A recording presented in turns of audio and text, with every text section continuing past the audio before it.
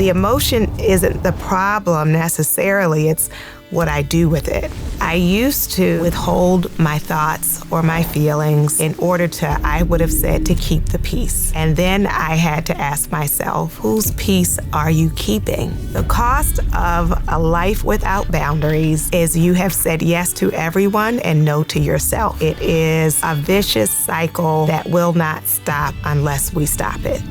When we do the internal work of healing, it's going to have a ripple effect. There are a lot of ideas around healing. What have you really seen moves the needle to truly make transformation?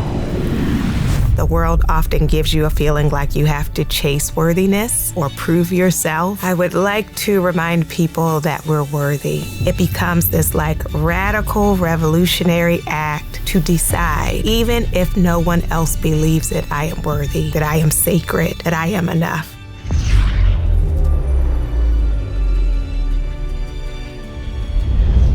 Hey everyone, welcome back to Know Thyself. Our guest today is a clinical psychologist, a trauma recovery expert, and ordained minister. For decades, she's been helping people recover their voice and dignity after trauma, stepping into full wholeness and empowerment. And I'm so excited to dive in. Dr. Thema Bryant, thank you for being here. Oh, thank you for having me. I really appreciate it. Do you feel we are fundamentally whole? We are fundamentally whole until various experiences fracture us. And so then we learn how to move through life with our fractions. And sometimes the fracturing happens so early that people think that is their true self.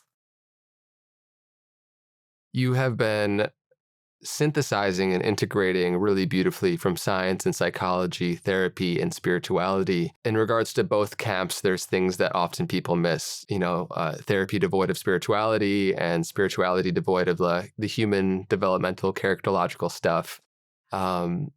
When you say we start out as fundamentally whole, and so much of your work is supporting people returning and remembering back to that place, how do you think of the balance between healing, fixing versus remembering, returning, and that kind of verbiage? Yes.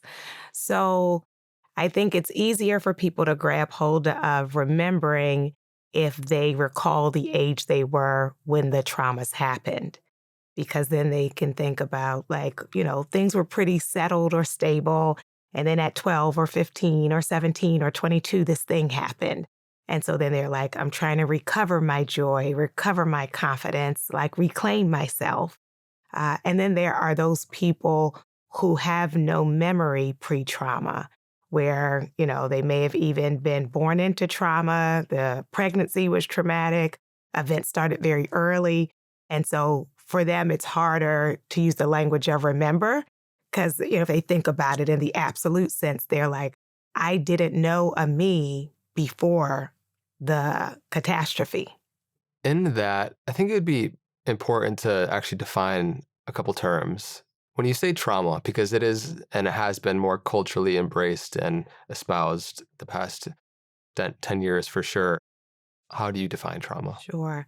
So there is regular stress or ordinary stress, and then there's traumatic stress. And everyday stress just comes with our roles and responsibilities.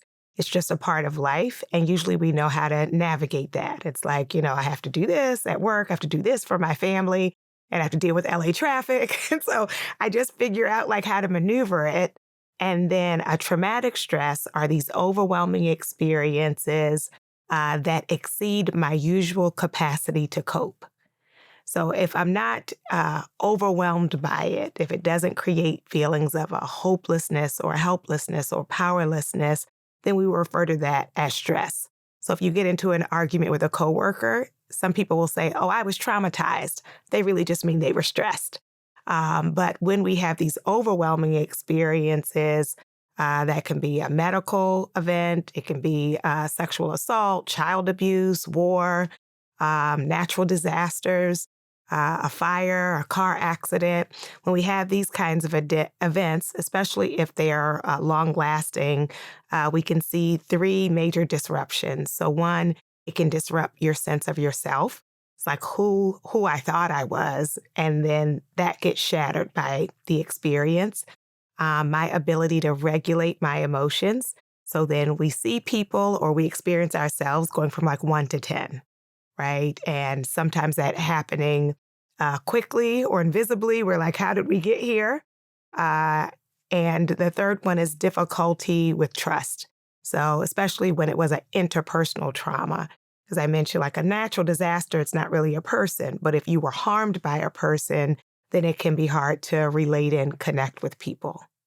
There is this Sanskrit saying that we come to nirvana by way of samsara, meaning instead of viewing trauma and a lot of the difficulties that we face in our life as a bug of life, in a way, it is a feature of life and the way that we were able to cope with it. Like you spoke to the experiences that have exceeded our ability to be with the experience. And so, from that perspective, as Gabor Mate, who's been on the show, says, trauma is not what happened to you, but what happened within you. And so, when you think of how people respond differently to the same external stimulus, somebody, it might completely change their personality and traumatize them from an early age. And some, due to their temperament or whatever reasons, I would love to, get your thoughts on. They use it as a sense of empowerment and in a different way, in different contexts. So, why do different people respond differently? Yeah, great question. And I, want to start with the part about, what trauma can lead to. Now, for some people, it can lead to, we call it post-traumatic growth, right? But when we deal with the post-trauma growth, it's important that we credit the person and their resources as opposed to the event, right? Because some people will say things like, I'm glad my parents abused me. It made me who I am today, or it made me strong, or it made me wise. And as you've described, there are many people who have experienced like terrible things and weren't then just like floating in wisdom, right? And so there are a couple of different factors that can affect like our recovery to trauma. One of the big predictors is the response we get to our initial disclosure. Disclosure just means sharing. So if you had someone terribly mistreat you, and like, let's say it wasn't your parents, you run home and tell them. And one kid is met with, oh my goodness, we want to protect you. We want to maybe get justice. We want to make sure that you're safe. We want to assure you that you didn't deserve that. That's going to be a very different outcome than that kid runs home and they're like, well, why'd you do this? Or why'd you do that? And that was your fault, or that's not a big deal, or I've been through worse. And so that's a part of why it's important for us to think about not just how the individual makes sense of it, but as a society, as a family, as a community, how do we respond to people being mistreated, right? How do we respond to these harms? So, the level of response can be a predictor. Another piece can be repeated trauma, revictimization. So some people experienced, let's say, a school shooting, and outside of that one day, everything else has felt pretty stable.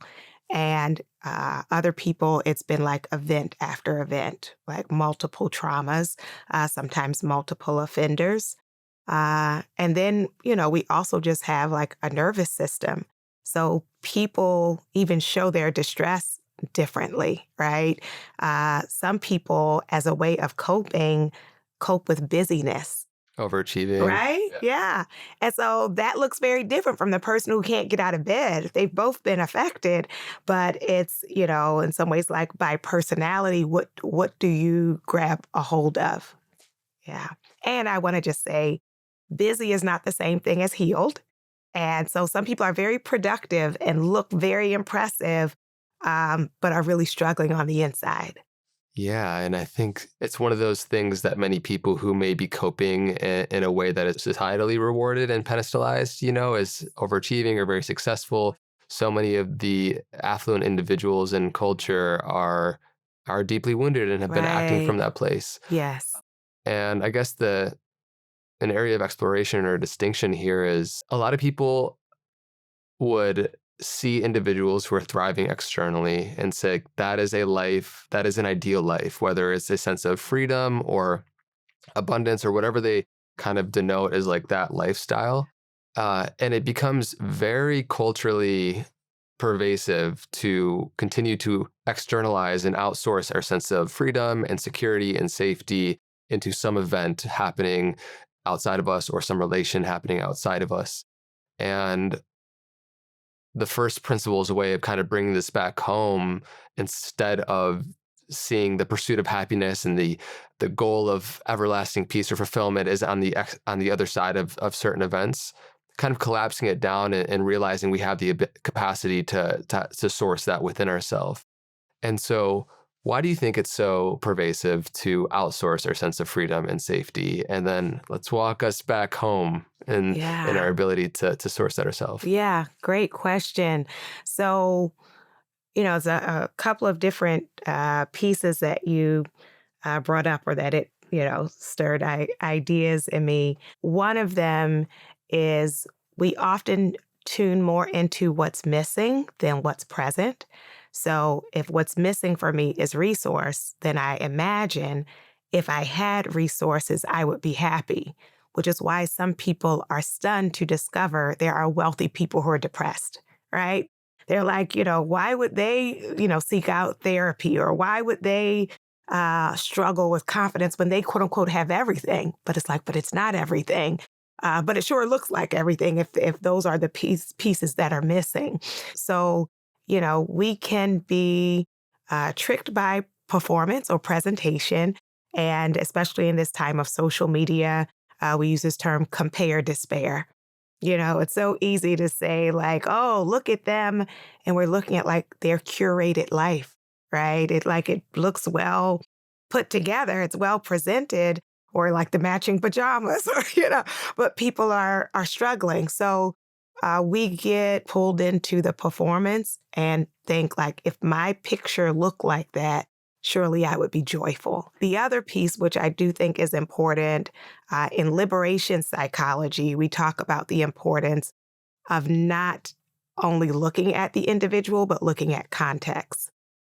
Because if we just put it on the individual, then we won't pay attention to the ways in which systems affect people's peace or happiness.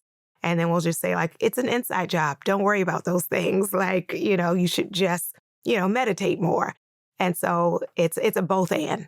And I think, in psychology, we sometimes use like a false dichotomy, right? It's that, is it nature or nurture? Is it environment or internal? And both things contribute, right? So as a society, we want to work to create an atmosphere, for example, where things are fair. Fairness decreases distress. If I can feel like some things are safe, reliable, fair. And then I also, while we're working on those larger things, want to do my internal part of what are the ways that I can nourish myself in the midst of this environment. What do you wish to remind people about their fundamental wholeness? In essence, if so much of our life is spent, unfortunately, in this like enchanted view of the world that it's going to happen after all these things, and in your own experience, and so many people you've helped kind of guide to that place as well, to experience that and to have a reference point for that level of freedom, irrespective of external circumstance, is the most liberating thing we can taste in our life. And so, what do you wish people were reminded of in regards to that? I would like to remind people that we're worthy. And instead of the world often gives you a feeling like you have to chase worthiness or prove yourself or obtain certain things to be significant, right? So we're chasing significant validation, worthiness, and it really requires, I'm going to say, a stretch of faith because we often base our conclusion on evidence, right? So if I have been continuously mistreated, it's hard for me to believe I'm worthy because the idea is if I was worthy, people would treat me better. But if everybody keeps treating me this way, like there must be some truth to it, right? And so it becomes this like radical revolutionary act to decide, even if no one else believes it, I am worthy, right? That I am sacred, that I am enough. And I'm going to treat myself that way. And then I'm going to gravitate toward people and places that treat me like they see the truth of me. And that invitation you gave of reclaiming responsibility for our life, I like how you mentioned when it comes to circumstances that we feel we're worthy or inherently not worthy of, there must be a part of us that believes that thing to be true if there's a repeated circumstance, that keeps presenting itself in life. And so I think that's why you mentioned how important the context is and to examine the relationships and things that are happening and the patterns that keep showing up in life, because that's like it's an external manifestation of a deeper kind of origination.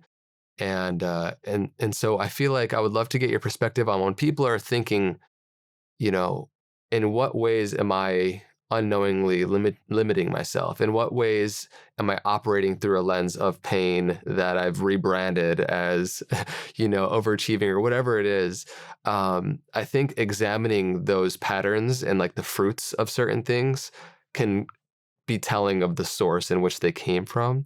And so, how do you support people, whether or not they're actively looking for a deeper sense of wholeness or healing?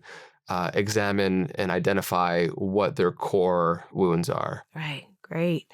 So I would say it's a both and when we see like repetition, right? So or it can be either or. It's not always both at the same time. So I'll give an example for both. If I notice all my relationships are one-sided, like wherever I end up, I'm the strong one. I'm taking care of people. No one's looking out for me. Then I invite people to slow down to think about ways in which they may be participating and co-creating that cycle, right? So that may look like when I'm struggling, I disappear, right? Because I don't want to burden anybody. But when I sense other people are struggling, I'm there, I'm taking care of them, I'm pouring out. And so now, once again, we have this one sided thing because people never see me in need. And I always see their needs. And I repeat that in friendship after friendship, relation. I can repeat that at work. At work, I'm like, we call it like I'm easygoing or I'm easy to please. And meanwhile, all of my needs are being neglected, right? So that's when it's showing up in work, in home, in relationship. But I'm actually creating it or participating or signaling to people, you know, I don't need anything from you, but I'm here to take care of your needs, right? On the other side of things, there can be a cycle of things happening that you are not creating. So, for example, ableism, right? People discriminate against you because of either a physical disability or because of neurodiversity. Like you're not doing anything to make that happen, but everywhere you go, people are responding to you based on their assumptions and biases. It's important to make that distinction because sometimes people are like, well, if you just think positive, people will be loving toward you.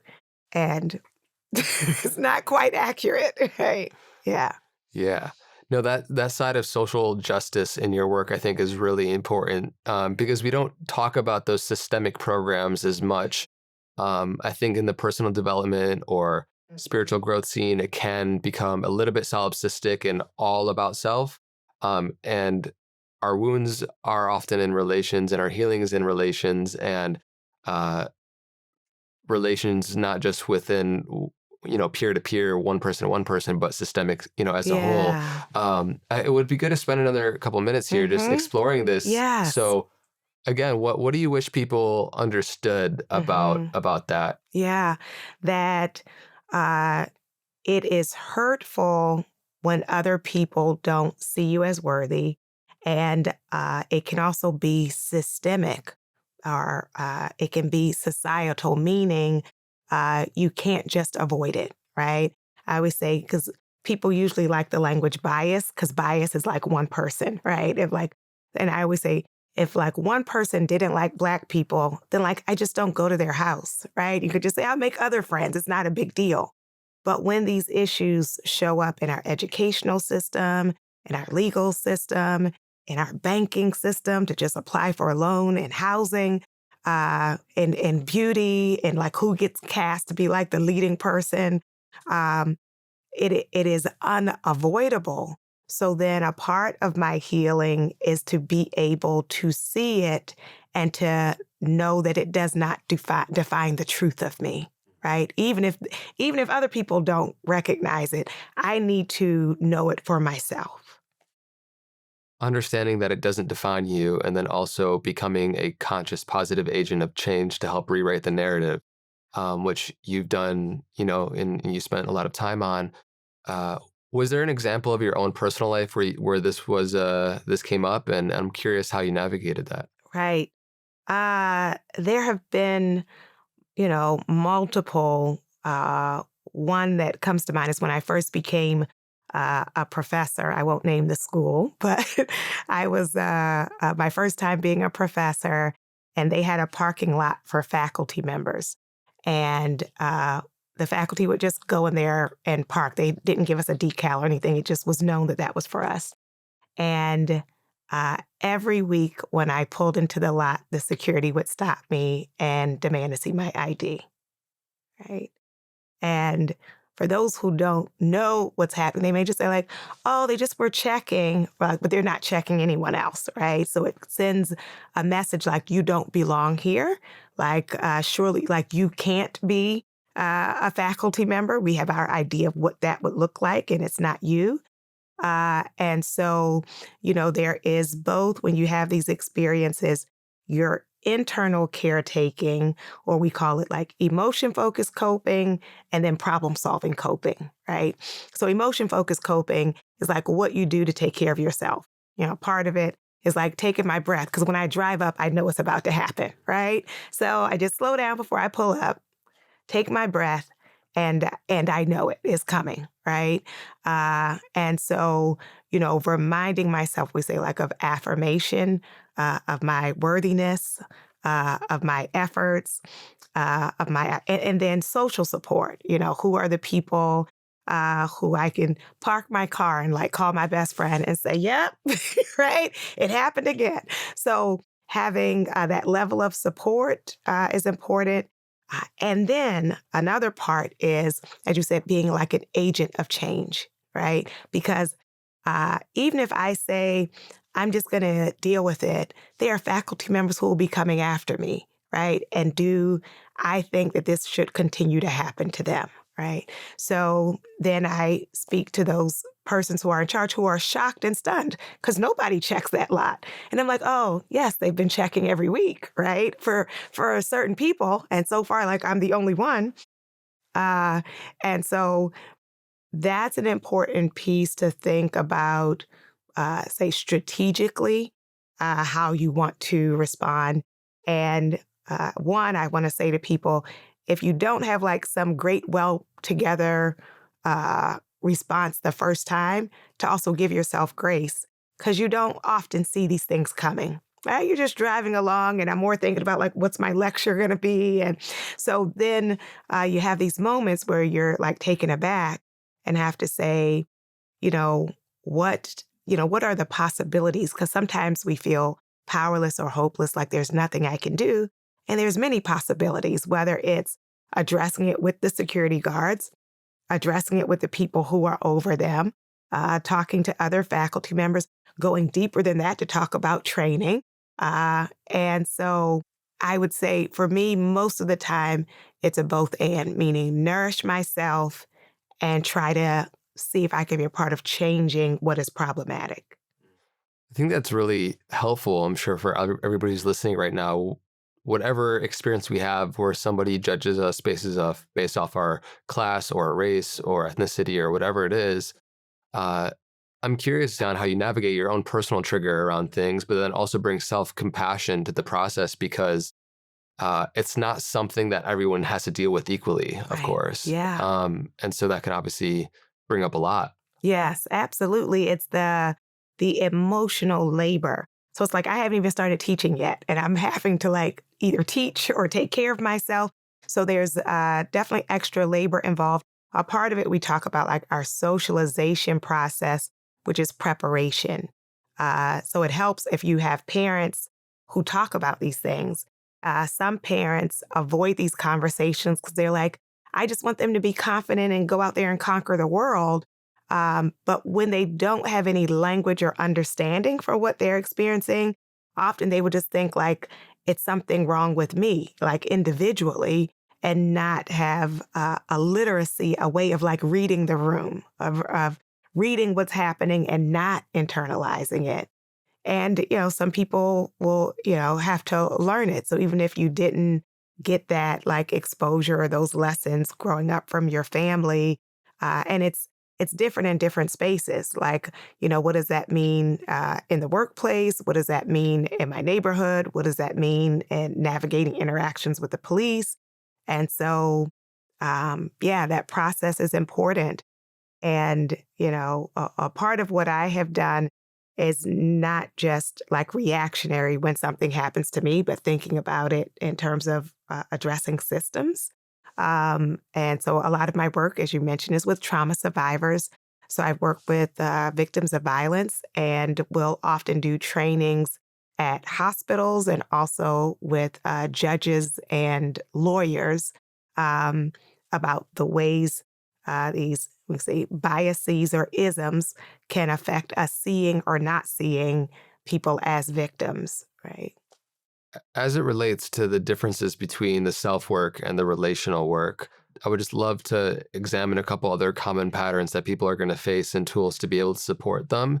I feel like a pervasive one is that people pleaser energy, where it's become normalized to sacrifice our own needs and not give from a full place repeatedly, and people that expect that from us also. And so, what comes up for you around what people need to know about how people pleasing actually isn't serving in the way we think it is, and the importance of boundaries and saying no? Yeah, so important. And I can definitely, I'll say, testify to this. Uh, often we start people pleasing. It can be for safety or to be liked, right? That socially, people reward those who like bend over backwards for them, right? The friend that we call it going the extra mile, but then never requires that back, right? That gets reinforced. Or at work, the person who volunteers for all the extra tasks, like I'll stay late, I'll be on the fourth committee, I'll do all, and it's like no additional compensation. No, no, no, no, I'll just do it, right? So then, they might make you employee of the month or say like you're the best friend ever or the greatest daughter ever. But we have to say like at what cost? So one is the cost of self-abandonment, self-neglect, self-erasure, where we're exhausted and dissatisfied. At some point, we can also get resentful. So like everyone else is pleased with this arrangement, but physically, emotionally, maybe even spiritually and financially, it's chipping away at us. And then I would say, along with it wearing down your own health and well-being, it also stops the possibility of genuine intimacy, right? Because if I will never reveal to you like my hurts or my fears or my needs, then I'm not presenting a self for you to relate to, right? I'm just being a provider of your needs, right?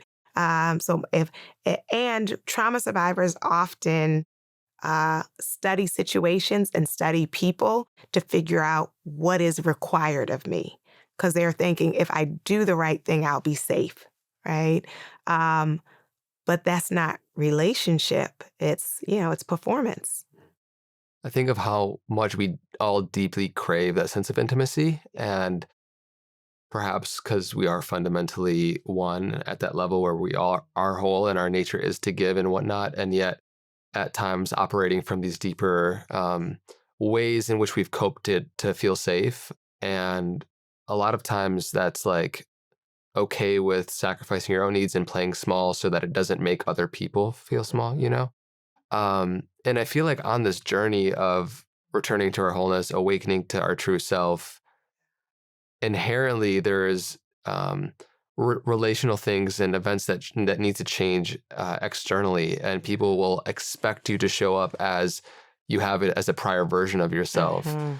And so how do you relate to that change of environment and atmosphere as you're doing your own growth and healing work? Yeah. Oh, that's great. And it's so true that when we do the internal work of healing, it's gonna have a ripple effect, right?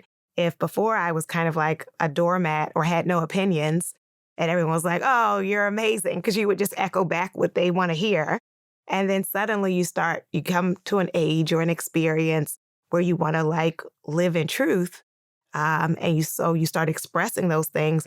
People may say like, "You changed," right? Or you start telling people no, and you used to say yes to everything.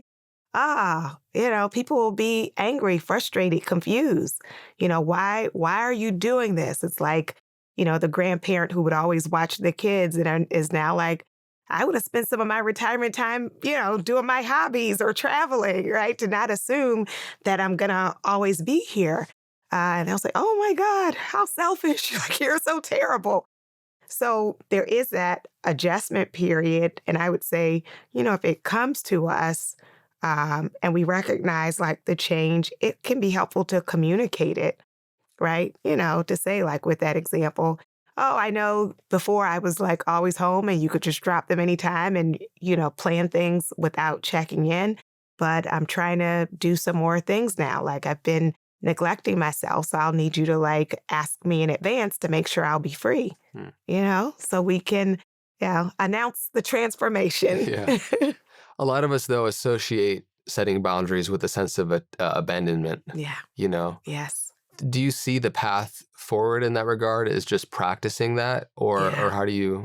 I would say at first practice it with people who are more open, right? Because we can all think of like the people in our lives who it's easier to say no to and who it's harder. And when you're first starting, because you're already battling with those feelings of guilt, don't start with the hardest one. Like, you need some wins to discover. Like, if you have a good friend and you feel like, if I say, you know, actually this weekend, I don't feel like going out. I know I said I would, but I'm exhausted. You have some friends who will be like, oh, get some rest. We'll catch it next time. And then you're like, the world didn't fall apart. They didn't stop being my friend. Like, they didn't attack me. And I set a boundary to take care of myself, right? Um, and so the practice helps. And then I would also encourage people to try not to over explain, because the more I'm over explaining, one, I'm cueing to people that I'm not really settled in my answer. So then people will start trying to like talk you out of it. Of like, oh, you could do that later, or just come on, or. So when you said it, you want to stand by it, right? You want to enforce it. So that accountability to yourself. What's the cost of not doing that? The cost of a life without boundaries is you have said yes to everyone and no to yourself. So your peace is disrupted, your sleep is disrupted, your appetite may be disrupted, your health is worn down, you've given away all of your financial resources to things that you couldn't afford. Is beyond generosity. And you have reinforced a cycle because, people who are asking are never going to stop. Right now, they get the cue of like, whatever I want, you're going to do. And so it is a vicious cycle that will not stop unless we stop it. Hey fam, quick share. Do you drink tea? I kind of like to imagine that a typical listener of this podcast likes to drink tea, maybe even while they listen to the podcast. And I just wanted to give a quick share because not all tea is created equally. Many tea companies are just made with garbage, or they leak microplastics into your tea, low quality, non-organic sourced ingredients. And so one tea that I have been drinking instead of what's normally out there is from Pique Life. They have this pu'er tea, which is not like normal tea. Pu'er is fermented, which means it's loaded with living probiotics and prebiotics that support your gut health.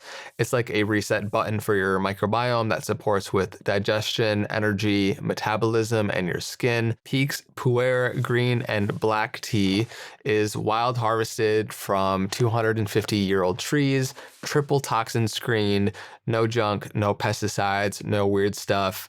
It dissolves instantly in hot and cold water, so there's no tea bags or steeping. And because you're an awesome human and you tune into this podcast, they are hooking it up with a 20% off for life offer, plus a free rechargeable frother and a glass beaker when you grab their Pu'er bundle. This is an exclusive offer just for our listeners, and Pique backs it up with a 90-day money-back guarantee, so you can try it risk-free.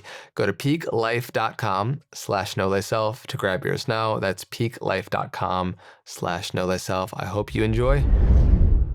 Beyond even people pleasing, what's the link between continued emotional suppression and physiological dysfunction? Yeah, when we suppress our emotions, it can literally make us sick. We see suppressed anger and autoimmune disease, particularly among women. It can uh, exhaust our body's ability to fight against infection or disease because we are using so much of our energy, right, to suppress. The other thing that, it can disrupt our sleep, our digestive system. Sometimes the suppression can connect with our reproductive system. We also have what we call somatic complaints. So, soma is the body. And so, when you have body aches for which doctors can find no medical explanation. What does that look like? Is when we're feeling stressed, nauseous, migraines, backache. We have a lot of backache. A lot of people, right, are struggling with these backs, and you try to figure like, what is it we're carrying, right? Or what is it we're trying to contain, right, or suppress? So it definitely can affect our physical and our mental health. And I would like to say, let people love you, right? I'm not letting people love me if I'm not letting people in, right? And I'm also denying that loving care to myself. You can tell, let's say someone's telling you a story and they're all worked up and you're like, oh, wow, that was really upsetting. And they're like, I'm not mad. It's like, I think you are. I think you are. So that is a lot of work to live in denial instead of being able to like express it. So, the emotion isn't the problem necessarily. It's what I do with it, right? So, for example, constructive anger versus destructive anger. So, a lot of people who work to make things better are upset about the way things are. And then they say, like, we're going to create a neighborhood watch program, or we're going to like go to city council and try to get some policy or something, or get funding for something. So positive change can come by the fact that you say this is upsetting or it's not fair or I don't like it. The destructive anger is I'm upset about it. So like I'm going to harm myself. I'm going to harm other people. I'm going to like start doing that, what was done to me, to others. So you want to ask yourself, not only one, do I give myself permission to feel it? I'm a human being. I feel. And then, what are ways that I express it? What do I do with that feeling? Like when we talk about alchemizing it, I might take those emotions and put them into a poem. I might put it into the music. I may take those emotions and then, alchemize it into gratitude for the spaces and people that don't do those things, right? We take it, we can appreciate it more because we know what it's like when it's the other way. Yeah, again, that's a gift of going through difficulty, is the amount of compassion and empathy that it unlocks within us for others and continued experience of that in the future. As somebody who's so focused and spent so much time supporting people with pretty dense, overt traumatic experiences, I'm curious what you think about this. We spoke about the repression of emotions. I think it's really fascinating how we can spend so much of our energy, mental, physiological energy, just being in resistance to feeling something that maybe just needs to be felt for a few minutes. And how that saps it's a dull pain of unconsciousness, but it slowly saps us of our energy, and we don't realize it unless we have that experience and reference point for wholeness. And so when you're supporting people approaching this like sharp pain of self-awareness that as more of like a band-aid rip, but when you focus on it and you address it, there's that saying, our job is not to feel good, but to get good at feeling. And so, yeah, what are your thoughts around the simple act, which can feel not so simple at various times, of addressing and attending to these parts of ourselves that otherwise are going to sap our energy in ways we're unbeknownst to for much longer than they need to? Yes, great question. And I think we've done a poor job of letting people know what to expect. So when we say healing, people are thinking like, oh, right, yes, I'm healing. Puppies and rainbows. Right? Oh, yeah, it's going to be wonderful. I'm healing. Healing can be uncomfortable because, as you talked about, like the band aid removal, the band-aid has been maybe the false stories or these, habits that I have, or these negative automatic thoughts. Um, and so, you know, it's growing pains, right? To grow out of what is familiar. And we have to be clear, doing it another way is unfamiliar, right? So to stretch, to grow, it's going to not only feel unfamiliar, it might feel fake. I've had people who say that. Let's say people who didn't grow up in an expressive, loving household, and now you're trying to encourage them to like affirm their kids. And they're like, that feels fake. It's like, well, do you love them? Because like if you love them, it's not fake. You're just not used to saying it. But initially, yeah, it'll feel like, who is this person? Or like it doesn't feel like me. Well, it doesn't feel like the old you, right? But as we repeat it over time, the next thing you know, I'm like this verbally loving parent. You have a great line around like for those that are silent about traumatic experiences and the realization of whose peace that's keeping. I would love for you to share that. Yeah. So I used to withhold my thoughts or my feelings in order to, I would have said, to keep the peace, right? I didn't want to upset things. I didn't want to rock the boat. And then I had to ask myself, whose peace are you keeping? Because the person who has done harmful things, they're at peace. Like no one has held them accountable. No one is saying anything. They're going through life very easy. And so then I had to realize I'm holding all the distress, and people who are doing harmful things are like going about with ease.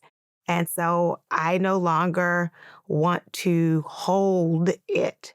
I no longer want to give up my peace for someone else's peace because it's not for the greater good, right? I am supporting something that really needs to be dismantled.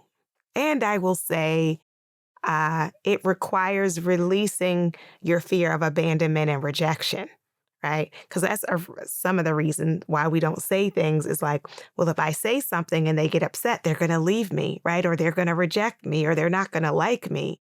But getting to a place where I authentically require truth, Hmm.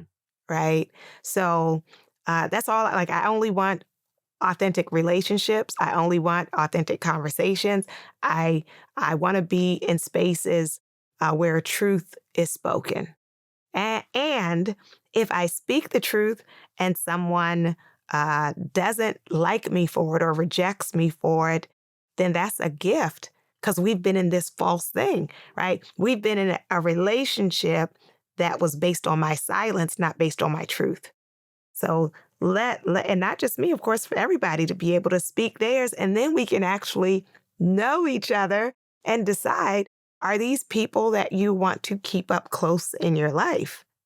And it requires courage at so many times. And I think we have this Hollywood romanticized version of a heroic sort of courage, but courage is only really courage when there is you're facing vulnerability, and when you feel like you're actually putting something on the line, whether it's a perceived sense of self or a relationship or whatever. And it's freeing to let go and have faith that what's meant for me will be mine and what's Yes. not meant for me will go. Yeah. Which again, isn't always puppies and rainbows. It's Right. difficult at first, but Right. ultimately, I think the story ends well. Yes, it does. And to say to yourself, it's like, even, if this means a season of solitude, I'll take it to be living in truth instead of being surrounded by people who don't really accept me. They like my performance. It's like, find your real people. There are people who are like you, right? It's like, if we're hiding our spiritual selves because we think like, oh, this circle of people think spirituality is whatever. It's like, yeah, let them go ahead. And there's like-minded people who I can connect with. I feel like there's often this view of spirituality as sort of an inert, docile, meditative person somewhere off in a cave. And this spirituality as a lived experience and lived Yes. reality relationally is a lot more like fire and burning Right. away the impurities Love internally. that. And like a flame, it illuminates darkness where it goes, right? And so I see, especially in your talks and like in ministry, like you are very passionate and you bring that like force and light and fire of spirit. And so, yeah, I would just love to hear how you, I guess, relate to that and the importance and how you view that. Yeah. I would say, you know, our spirituality, we want to ground ourselves so that then we can live, right? If the grounding is just to stay in a permanent place of disconnection from others and from the world, then it's more like escapism, right? Um, but I say like our greatest so whether a sermon or a testimony is like how we live and how we treat others, right? And so it doesn't matter if people say like, I believe this, I believe that. Like, how does that show up in life? Like, if you couldn't tell me that, if all I could do was watch you, then like, does that feel like it is real or like it is true? And sometimes we're engaging in these practices but there's been no transformation. People are like, I like, could I forget her name? Maybe I don't want to say it wrong. It's a stand-up comedian, an Indian woman on Instagram, and she says, talks about how like America has taken over yoga, made it like an industry, and she says, I see all these people with their yoga mats running around, and she says, if you're running to yoga, rushing to yoga, you're doing it wrong. Right. And so I think about that in terms of people who are, whether it's attending services or meditating or praying or journaling, but like nothing is nothing is shifting you, right? Then I don't want to say you're doing it wrong, but it is meant to transform us so that then we can live in a certain way and like live out those values. Yeah, it's something I feel like I'm in conversation around quite frequently on this podcast or within my friend groups of, even on this podcast where we talk about a lot of great concepts and insights that can support people. And if it stays as a sort of intellectual insight, uh, the as they say, the proof is in the pudding. So if you're not putting it into action in your life, your beliefs and what you proclaim, it's not what you verbally say, but actually how you live and you put into practice. Because there are a lot of people who know a lot of great spiritual, Can quotes, quote it. Yeah. but Yeah. are acting in very wounded ways relationally and very dysregulated in their day-to-day life. And so, what as you've been in this work and you have also this unique balance of being in many different worlds in the therapeutic and psychological side of things, as well as the deeper spiritual or contemplative space. What do you think about spiritual bypassing? It is pervasive and easy to come to. So, for those who aren't, if they watch your podcast, they already know. But for those who maybe haven't heard the term, people who utilize their spirituality as a cover to not address real issues, both within themselves and like in the larger world. And, one thing that comes to mind is, talking to someone and She got a parking ticket, and I saw her after she got the ticket, and she goes, the devil's busy. And I'm like, oh, what happened? Got this parking ticket. So I said, where'd you park? Right? Right? Like we could make this into spiritual warfare, or we could say like you parked in the red zone. Right? So we gotta, you know, have room for we're here in the present where there are rules and guidelines. Yeah. Yeah. Yeah. Spiritual verbiage and the clothing Yes. and Yes. the quotes and Uh-huh. the way of kind of, verbally relating to the world, Right. it can become just another way to actually avoid facing Mm-hmm. things as they are. That's right. Like our Yeah. ego and our mind is so slippery and tricky, and we'll use Yeah. anything. Yes. Well, yeah, we'll use it for our purposes, for our cover. Even when there's only room for gratitude. I've talked to people, and again, dealing with trauma, but, you may have traumatic grief where if someone says, like, oh, like they're missing their loved one who died, and someone with this spiritual bypassing will say, you should be grateful that you had them as long as you had them. It's like, are you kidding? Like, where is your compassion?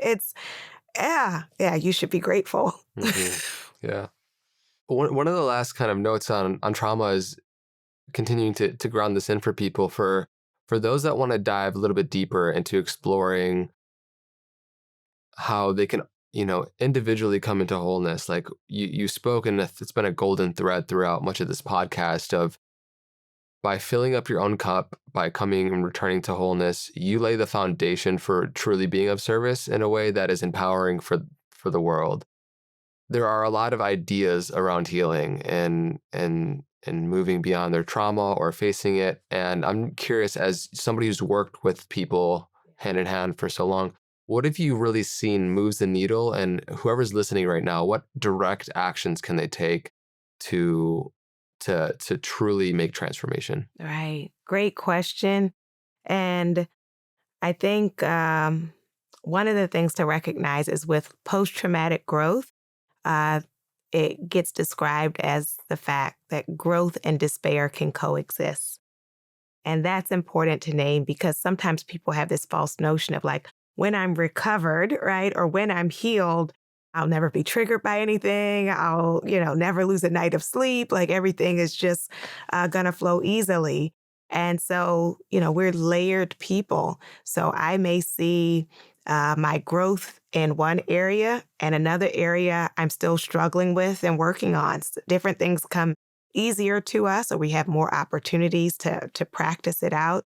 So I would first start with giving yourself grace for that. The struggle does not erase the fact that you may have grown, right? And then, it's about getting to see where the trauma is showing up for me. Because as we were saying in the beginning, for some people, it may be camouflaged in their busyness. So then you're thinking, I have nothing to work on. I'm great. Like, I'm not like these folks or whatever I've looked down on in terms of a coping strategy. So to connect the dots with what are the things that I'm doing that are still out of my wounded place? Because I have to see it so that I can work through it, right? And then we talk about in your present circumstance, trying to create an environment where you can bloom.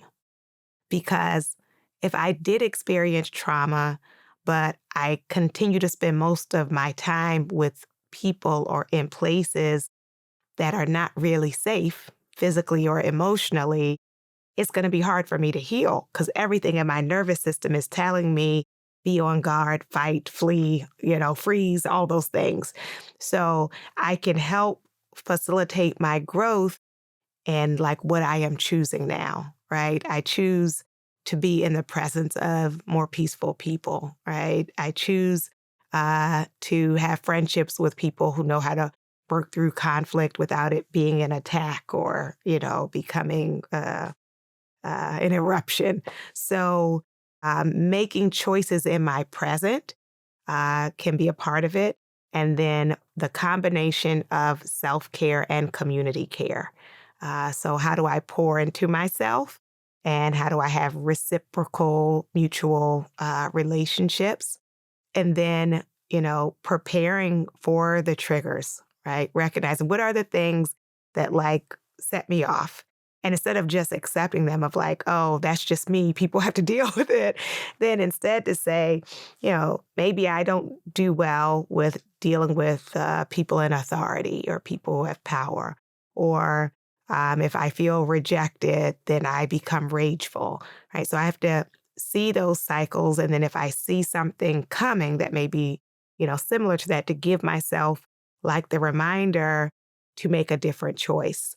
Because often what happens is we feel backed in a corner and think all I can do is like this dysfunctional or toxic or unhealthy response. It's like, well, I had to yell and throw things at my kids because that's the only way they're going to learn. And it's like, is it? Right? Is it really the only way? Which also means for some of us having to learn another way, but not all of us ever got to see that you could handle a disagreement differently, right? So being open to learning and giving ourselves grace, because sometimes what happens if we mess up or go back to our old ways, we surrender. And it's like that I want to prevent the relapse, but when it happens, to say, okay, getting back in my process. Yeah, it really seems like there's both the experiences in our past that happened that were beyond our capacity to be with, but then also the experiences that we didn't get enough of. And so the healing journey then isn't just seen as it often is of the reconciliation of past events, but also the rebuilding of the scaffolding and new skill sets and in reparenting. When you think about that and how therapy again has grown a lot in culture and society, um, which is great. And I think that any act in a sense that's in the direction of self-love is worthwhile. Yet where does talk therapy in particular fail short? Because a lot of these things in terms of true transformation is in the soma, like you mentioned earlier. And therapy that's not great therapy can become venting and further patterning our perceived problems. Yeah. The trauma affects our bodies, and it is like we are the site of the trauma. And so to leave this out of it, to leave the body out of it, it's going to be incomplete. So a lot of it is focused on shifting your thoughts, trying to shift your emotions, shifting your behavior. All those things are important. But when we ignore people's spirituality, which for many people is the way they see the world and make meaning of the world. So if we say, no, no, no, can't talk about that, and no mention of embodied healing, right? How do I come home to myself? Then we're going to miss it. Now, will people get some things out of those? Sure. But it's an incomplete healing, a fractured, fraction healing, half healing. Yeah. Yeah. Hey, which is better than nothing. Right. But Yes. It's good you win. And now seek out those places where your body and your spirit will also be welcomed. how do you distinct, I guess, the spirituality side of these things? And I think this is just a nice transition generally towards as one sinks back deeper into themselves, Hmm. there are both these latent faculties, sensitivities to intuitions, access to the guidance from our heart that become available to us. That is an incredible place to live life from. And so, as you support people with the healing journey and then waking up to like their true power, Hmm. um, I would love for you to share what becomes available as you go deeper Yeah. on this path. Yeah. So, the first thing I'll mention is, when I'm doing classes with future therapists, I talk about the importance of moving beyond symptom cessation. So, symptom cessation is basically when we focus all the therapy on the ways you're showing your distress, and we want to decrease those, right? So if someone is cutting or self-harming, we want to decrease that. Emotional eating, we want to decrease that. Thoughts of suicide, we want to decrease that. And all those things are important. But you can have a decrease in depression and still have no joy, right? You might have less panic attacks and still no sense of purpose. So, yes, we want to try to bring down the distress, but then people can start the work of like living, right? Of Crazy idea. isn't that something, right? Like we're not done yet, okay? We're like we finally got to a place where you're grounded enough where you can consider how you want to live, right? And who you are. So whether people call that positive psychology or spiritual psychology, um, but yeah, we don't want to neglect the growth and the thriving and like the fullness of life.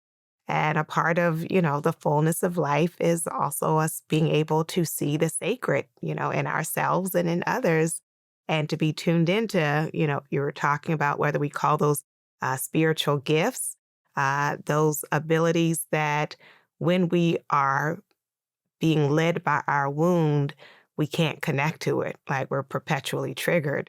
But, once I'm settled within myself, I can, everything is different. I breathe different. I move different. I hold my body differently. I show up to intimacy differently because then there's that freedom. Hmm. What else? Yeah. So, it's important to think about uh, our spiritual, not only gifts, but in terms of our spiritual practices and what can also be spiritual community. I think some people are good with doing like their internal or individual practice, which is good.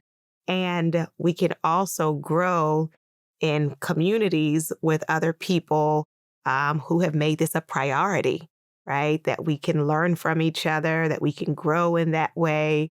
And so to consider, what's my soul food? What are the things that feed my spirit? Who are the people that feed my spirit? What books feed my spirit? What gathering spaces feed my spirit so that I can, live fully and more freely?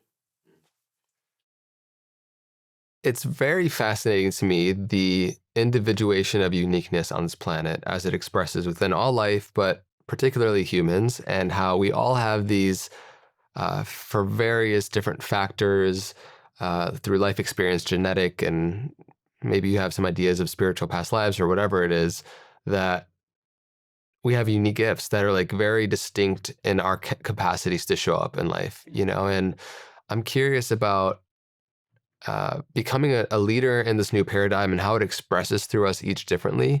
So, what do you feel like comes online, and how do you begin to nurture that aspect of yourself that isn't just the healing and repression of bad Yeah, systems and cessation of that, but right. the uplifting of a life well lived? Hmm. I think, our unique gifts are the ones that come to us often naturally. We can sharpen them and it is important to like grow in them, but it's often the things we take for granted. Like you don't realize that not everyone has that. You go into a room and there's a lot happening and you see some things that not everybody saw, right? Um, so our ability to tune into things, it may be particular gifts, but it also can be some of us are gifted or graced for certain populations, right? That, some people are wonderful with children. Like you're not doing anything. It's just like who you are.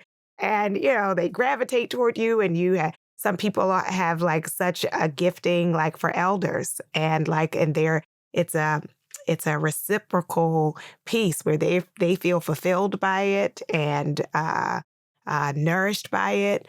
And so noticing both like your gifts and to who or for what do you feel that resonating? And to get one of the things is, there's a scripture that says, when you get in the presence of prophets, you will prophesy, right? So sometimes it's, we've been in environments that haven't facilitated the gifts coming forward. And so being in a place where your various gifts are welcomed, or where there are people present who operate in those gifts, can stir that up for you. Yeah. It's amazing what opens up as you go on that process, Also scripturally, it in various ways it talks about how like you will not receive what's not given, and how in the act of giving, which is, you look at nature and how there is a reciprocity inherent within all life. When we stop ourselves from that flow, we stop our capacity to receive as well. And so it's amazing what shows up on the journey, and I'm sure you felt that in your path as well when you start Yeah. to give and show up and Mm-hmm. follow that inclination of what you feel called towards. Then Right. all these amazing things show up Yes. spontaneously. Yes, definitely. It's so beautiful. I like to say release to receive. And sometimes we're like clinging onto things that are not for us, chasing things that are not for us. I like open my hands, open my heart, and give. It puts me in a posture of like more readiness, right? So to not operate in that scarcity, where in the scarcity, I'm being selfish, I'm being competitive, I'm being driven by fear, versus like that saying, the sky is big enough for all the stars to shine, right? Which then makes me excited when I'm in the presence of gifted people, right? It's not a threatened or competition. It's like, oh, this is wonderful. Like this person is like flowing in their gift, like living out their purpose. And that's contagious, right?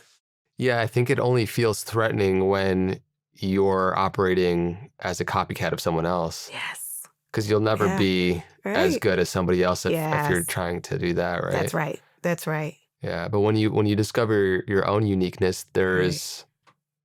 there's maybe textures where you could compare with other people, but Mm-hmm. as a whole, Right. you're. It's you. It's the unique self. And I tell people like that's your special sauce is you. So if you've been like diluting the special sauce, right?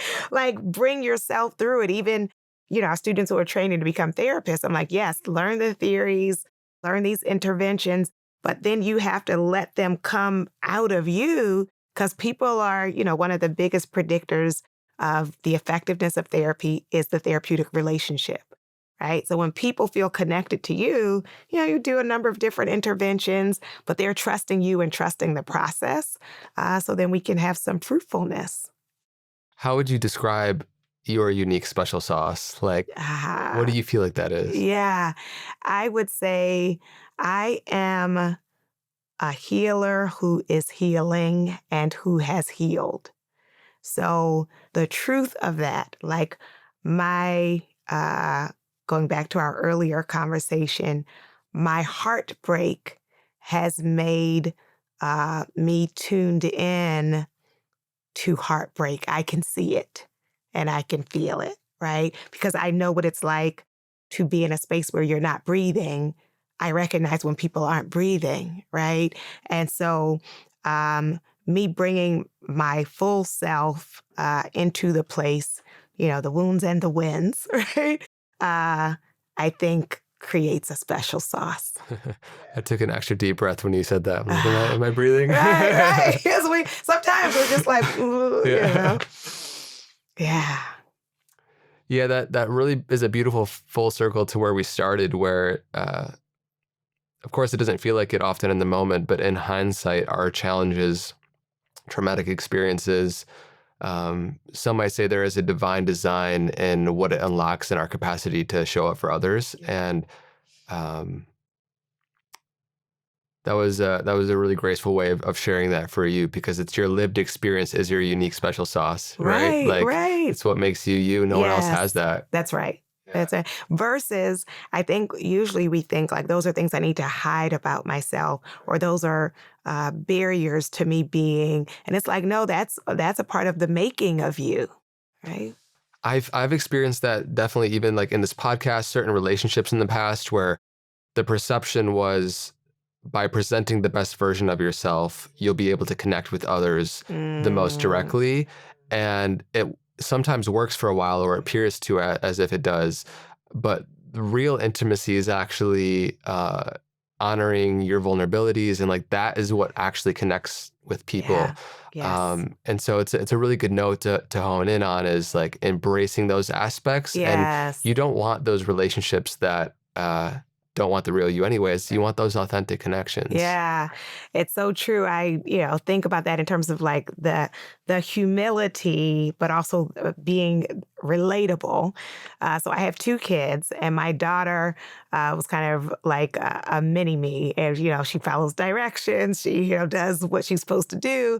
I could take her to faculty meetings. She would like sit in the stroller. People are like, "What is she doing?" But when I only had her, I would say I was an arrogant parent. I would be like, just talk to your kids, right? That's all you have to do. Like, just tell them to settle down. And then I have my son who's like a firecracker. And I say, like, it humbled me. Like, you could say, sit down. Sit down. Yeah. And so then when I talk about parenting, it's like, I don't have it all figured out. Like, it's not perfect. It's not just all with ease, right? There are struggles there, and you got to, figure out their personality and all of these things. Then it opens people up as opposed to like I know the formula and all you have to do is the formula. It's like, yeah, no, this is our human journey. We're all, what they say, all walking each other home. Absolutely. Absolutely. You mentioned your own personal heartbreak. I'm curious, in hindsight now, as Yeah. it's easier to connect those dots, what do you think she would have been supportive for her to hear? And as it pertains to people that are listening that maybe are going through their own versions of struggle or Yeah. heartbreak, heartache, yeah, with that lens looking back, what would have really supported you? Well, a big one is it gets better. It gets, because in the moment, you feel like you can't see beyond the moment, right? It's just like this is a disaster, and like everything going forward is going to be ruined, right? And so that it gets better, you get better, you're deserving of good things, you're worthy of peace, and you can have it. Yeah. Yep. It's true. It's true. So in my community, the grandparents, older folks would say, keep on living, right? Keep on living. You'll see. Yeah. They got the experience that it works out. Right. Yeah. Right. And it feels like one of the common themes of regret uh, in hospice care and elderly homes is th- the lack of faith throughout their life, and the sorrow they experience of things maybe not working out, realizing that it did, and I wasted time for Uh, joy. right. Stressed out and worried about things. And I'll say it doesn't always look the way you imagine it was going to look. So the working out doesn't mean like, because, at 20, we have an idea of like, I'm going to do this at 25 and this at 28. And, we have it all mapped out. So it may not look like that, but that we say like in the fullness of time that you'll be at home, you can be at home with yourself. Yeah. It's so liberating too to see how life you want life to unfold greater than you can actually plan Right. and project, Yes. because otherwise it'd be super boring. Right. um, and so that element of surprise and awe is amazing to integrate. I've heard you quote, which I also really love, that quote from Howard Thurman. Ah, yes. Yeah, which is Yeah, do the things that help you to come alive, because far too few of us are actually alive. mm, And it's true. Like, so many people are just going through the motions. yeah. Uh, but it's like, you think about like, what am I doing in those moments when I feel like, like this is what I'm here for. And if you can maximize those moments, yeah, it's a fulfilling life. Yeah, and in that too, him mentioning like, don't ask what the world needs, right? Yes. Yeah. Ask what makes you come alive, Right. because that's what the world needs, is people who come Right. More. alive. Yeah. Because when it's what the world needs, then it's again the people pleasing. It's The world has many needs. So, but it's like, well, what's your path going to be? Like we need more environmentalists. We need more social workers. We need more like all these, we need more spiritual podcasts. We need all these things. But what's, your unique calling? Yeah. Yeah, it's a great reminder that, because of course we all want to support in ways we can consciously say, but then when we discover what it is that actually ignites us, we need people that are ignited in all different areas. And so it's like not to put a hierarchy of one's better than the other, but like, yeah, get lit by what lights you up and Right. follow that. Yeah. Mm. And I will say to recognize, I'm going to say the privilege of that, because you may have been raised by people or they may have been raised by people who like literally just had to do the 9 to 5 and that's what like got the family through. And so, we have gratitude for that. And then, is it possible in your lifetime to have some choice in the matter? And I would say even for those who are in a financial situation where right now I'm just having to do a job and it's not the job that feeds me, can I, create time and space in my life to be able to do the things that feed me, even while I may be holding on to this to cover the bills? It's a unique gift that we get to embrace, and the privilege that maybe for dozens and dozens of ancestors have not had the privilege to be able to explore. And um, I'm just curious your thoughts on both the challenge and the privilege of being the one who kind of breaks these family Yeah. cycles and Yes. uh, the responsibility that comes with that, but also the absolute amazing gifts that come on the other side of it for everyone who comes after you and for your own lived life. Right. Yeah. The challenge is, you often don't know people who can help you navigate the path. They may give you the fundamentals of like what it means to be a person of integrity, and those things are important. But in terms of, if someone's first in their family to go to college and they're, let's say attending a public school where they're not really shepherding you through that process, it's like trying to figure out like, what do I put in a statement or, just those, or what helps me to position me for possibility or for greatness. So I often say, if you didn't grow up surrounded by that, you actually, in a lot of ways, have even more intelligence, right? Because the example I use is, when we're studying for these standardized tests, there are those of us who like walked around with the book, like memorizing those words. And then there are people who grew up just hearing those words. Right. So if you're telling me like you just spent the last year like with that thick book memorizing words and a number of them, just imagine if like you had heard those in conversation. So, it is the challenge of sometimes not knowing the path or having people who can help you with the path. And then, you talked about like the weight of responsibility. And sometimes that is going into people's decision making. I'll have students now I teach in graduate school, but when I taught undergrad, I would have students often from immigrant families who would want me to explain to their parents, what it is to be a psychologist and why it's a good choice, because their parents were like doctor, lawyer, engineer, and we know that those things make money and those things are reputable.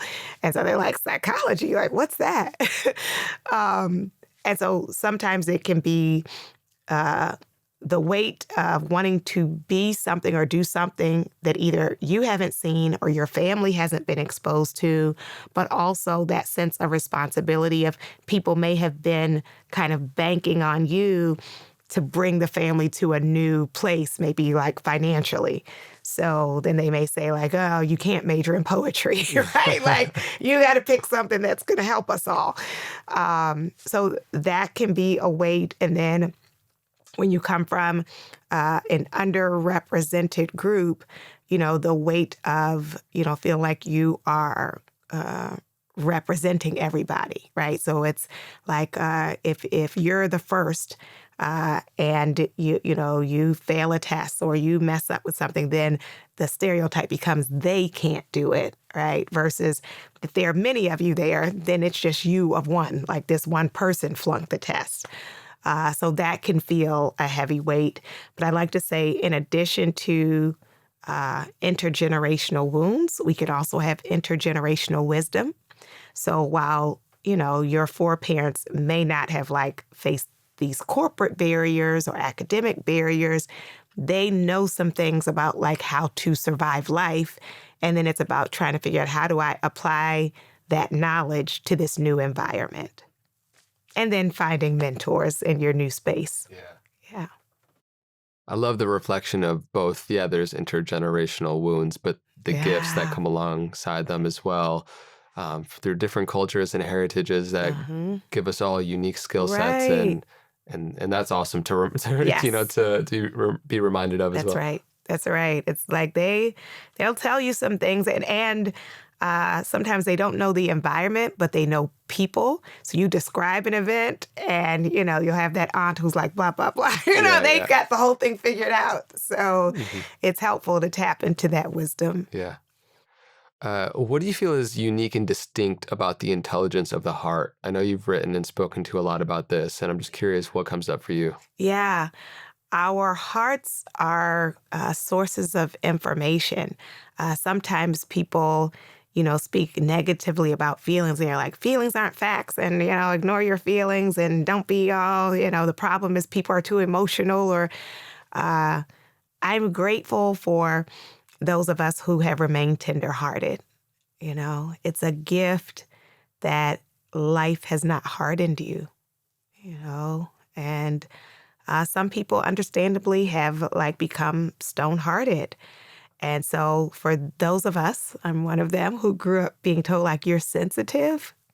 It's a superpower. Mm, I know it doesn't always feel like it, to feel it so deeply, but that you are a compassionate person, a caring person, and that part about noticing things that other people may be overlooking. Those who aren't connected at the heart level, give an example in a workplace, people may be giving a complaint, and it's really that they feel unrecognized.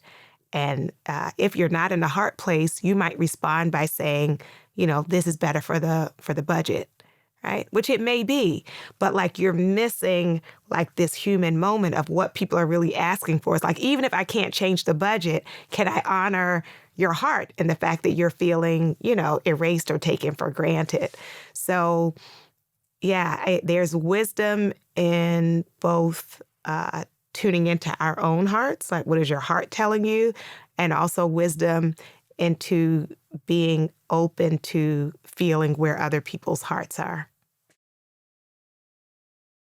yeah, that I really enjoy and appreciate spending time around other individuals who are also like haven't lost their sense of sensitivity and tenderness of their heart, and um like the grace that brings into our life. It just rounds out the edges of all human experience. It doesn't mean there's obviously not difficulties, but Mm-hmm. you become powerful and fluid in that way instead of rigid and resistant to Yes. life.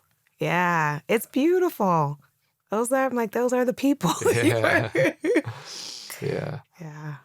And And it also yeah. keeps us grounded in, say like human hurts, right? Because sometimes we're just like, oh, like we don't really take in all these things that are happening globally and locally.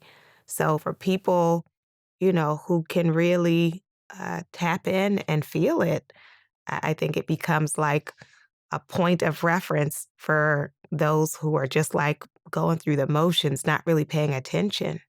Yeah. Yeah, it really feels like that. The truly awakened individual isn't the one on the beach in a remote place who's marinating in their bliss, but the one who has taken their sense of realization to extend the pervasive suffering that's available to Hmm. serve on the planet. That's right. Um, And so thank you for being an example of that. Oh, Yeah. thank you. And thank you for being an example of that. Serving with an open heart. Yeah. Yeah. This is incredible. I'll just leave the floor for anything else you want to share that's come up for you, and then also where people can find you and stay connected. Um, and I'm just curious, like, what are you up to nowadays? Yeah. So my latest book came out this year. It's called Matters of the Heart, Healing Your Relationship with Yourself and Those You Love. And along with the hardback and digital, there's also the audio, and they let me record it. So I like to say it's in my voice. I have my podcast. It's called the Homecoming Podcast. It's on major platforms. And I have started putting on retreats. The first one I did last year, so I've spoken at other people's retreats, but now I'm doing like facilitating the whole thing. So the one last year was in upstate New York, but now I've been doing them in Southern California. And so to get information on those, my website is drthema.com. DRTHEMA. You can follow me on social media. And yeah, those are the highlights. Amazing. Thank This you. is so great. I love getting to just connect with such a variety of humans on this podcast, and that I otherwise likely wouldn't have come into contact with. And it's just such a pleasure to connect with you and get to know you more. And let's just stay connected. I would love to do that. Thank you so much. Yeah. This has been really enjoyable. Good. I'm glad. All right, everybody, thank you so much for tuning to this episode. Let us know in which ways you are navigating your own path and maybe any insights, lessons that you've resonated with from today's conversation with Dr. Thema. I appreciate you. Until next time, be well.